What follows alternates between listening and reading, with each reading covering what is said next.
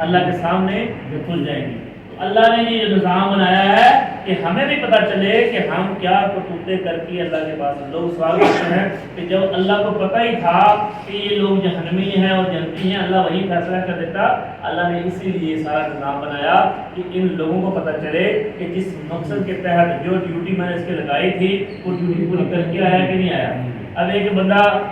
ایک بندے کو مالک کہے کہ یار یہ نا سیڑھیاں بنانی ہیں تو ہم بڑے ذرا پریشان ہیں، یا سیڑھیاں کہہ لو یا واش روم کا کہہ لو کہ یار یہ باتھ روم ہمارا بند ہو گیا، یہ باتھ روم توڑ کے نا یہ ذرا سیٹ سیٹ کر کے لگانی ہے، ذرا مرمت کر دینا، ذرا میں شام تک نہ آؤں گا، یہ ذرا نظام آیا فٹ ہو، گھر والے ذرا بڑے پریشان ہیں۔ تو جب شام کو آئے مالک تو وہ باتھ روم تو اس نے نہ کیا ہو، مگر باہر گیٹ کے سامنے اس نے صحیح پلستر کر کے گیٹ کو ذرا صاف ستھرا کر کے لائٹ شائٹ بھی ٹھیک کی ہو اور ساتھ میں فرش بھی اچھا کیا ہو، باہر جو گلی تھی وہ بھی صحیح طرح پلستر کر دی ہو، کھڈے کھڈے سیٹ کر دیے ہوں، تو مالک آیا اسے مزدوری دے گا؟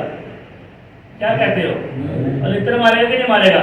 تجھے میں نے کہا تھا ہمارے گھر والے سارے پریشان ہیں، باتھ روم سیٹ کرنا، اور مستری جتنا مرضی کہ جناب باتھ روم تو ہوتا رہے گا، اصل میں تمہارا دروازہ بڑا خراب تھا، یہ بند نہیں صحیح ہو رہا تھا، یہ آگے سے جو فرنٹ تھا یہ ٹوٹا پڑا تھا، یہ گلی جو تھی بڑے کھڈے تھے، میں نے چاہا یہ سیٹ کر دوں۔ یہ تو نے چاہا،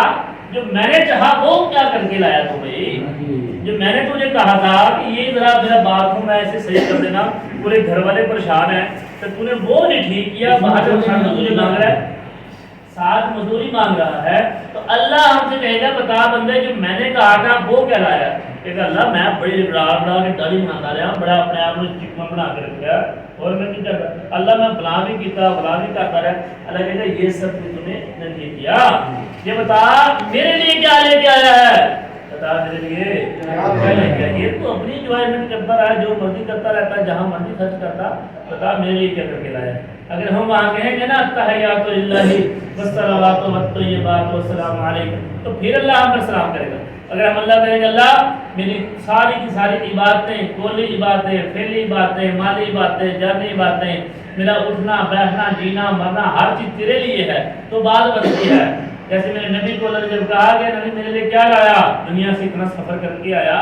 ساتھ میں آسمان پہ، تو اللہ کے نبی نے بھی یہی کہا التحیات للہ والصلوات والطیبات، یعنی ساری قولی بدنی عبادتیں ساری اللہ تیرے لیے ہیں۔ تو اللہ نے کیا کہا السلام علیکہ ایھا نبی، السلام ہو تجھ پر نبی، رحمتیں ہوں برکتیں ہوں۔ پھر نبی نے کیا فرمایا السلام علینا وعلی عباد اللہ الصالحین، سلام ہو ہم پر، سلام ہو مجھ پر اور اللہ کے نیک اور صالح بندوں پر۔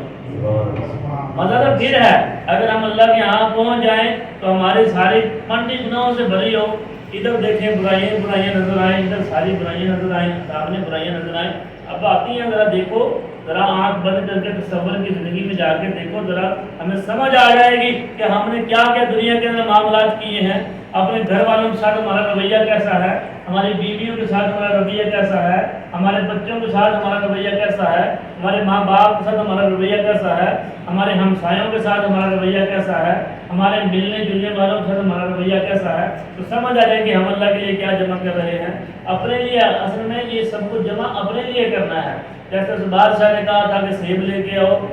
سنایا تھا نا واقعہ آپ لوگوں کو، 3 وزیروں کو کیا کہا سیب لے کے آؤ، ایک نے اچھے سیب جمع کر لیے، ایک نے گندے سیب جمع کر لیے، ایک نے لوڑے جمع کر لیے، تو ان تینوں کو قید کر دیا، اب کھاؤ۔ اگر اچھے سیب جمع کیے ہوتے،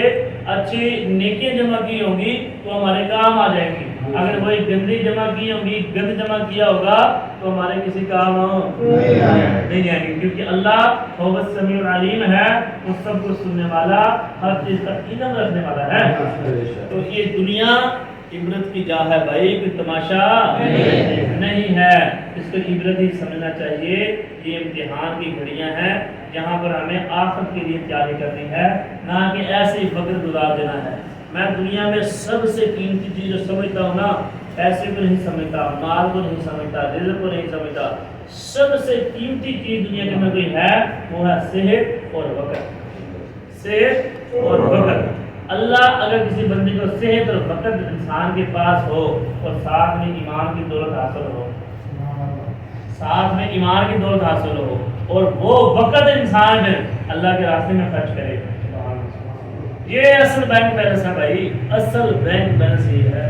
جس کے پاس جتنا زیادہ ہوگا اتنا ہی وہ زیادہ کامیاب ہوگا۔ اگر آپ لوگوں کے پاس بینک بیلنس نہیں ہے، وہ والا بینک بیلنس، تو ہم ناکام ہیں۔ دنیا کا جتنا مرضی بینک بیلنس ہو، یہ ہمارے کسی کام کا نہیں ہے۔ اللہ کے بندے دنیا میں چلے گا، اگر وہ بینک بیلنس بھی ہم آخرت کے لیے خرچ کریں گے تو کام آ جائے گا۔ اگر دنیا کے مالوں میں، دنیا کے کاموں میں استعمال کرتے رہے تو یہ بھی ہمارے کسی کام نہیں آئے گا۔ اللہ سے دنیا سچا میرا کچھ شوق نہیں، کاش کی اتر جائے میری بات آپ لوگوں کے کوئی